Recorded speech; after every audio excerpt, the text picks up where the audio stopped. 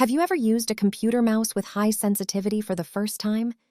Your hand movements initially overshoot the target. When what you see does not match what your brain expects, your nervous system constantly updates its internal map to ensure future movements are accurate. This ongoing recalibration process is known as sensor-emotor adaptation. It relies on both conscious strategies and unconscious automatic adjustments. Past research shows that a single session of aerobic exercise improves general motor learning. But a research team at the Université de Sherbrooke wanted to isolate the unconscious component. They wanted to see if getting your heart rate up specifically primes the brain's implicit adaptation systems. The researchers recruited 26 healthy young adults for an experiment. Each person completed an active condition and a resting condition on separate days. Participants sat at a specialized robotic apparatus that tracked their arm movements while they watched a white cursor on a screen. The task required them to reach outward toward a target.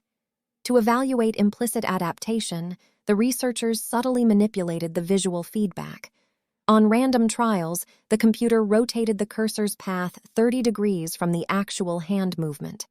Participants were instructed to ignore these disturbances and aim straight for the target, rendering conscious strategies useless. The scientists measured a phenomenon called the post-rotation bias. When a person experiences a rotated visual cursor on one trial, their hand involuntarily drifts in the opposite direction on the very next attempt. This subtle shift provides an isolated measure of automatic learning. Participants completed 180 reaching trials before and after a break. On the exercise day, the break was a 20-minute session of moderate stationary cycling. On the resting day, they watched a documentary. The moderate cycling session blocked a natural decay in unconscious learning. During the resting day, the participants' automatic responsiveness to sensory errors naturally faded, with their involuntary hand shift shrinking from 2.93 degrees to 2.20 degrees. However, on the exercise day, this adaptation bias held nearly steady, moving only from 2.45 degrees to 2.40 degrees. The physical activity maintained the existing adaptation levels, shielding the brain's internal updating process from the attenuation observed during rest. The exercise also led to faster overall performance, reducing total response times by about 4%.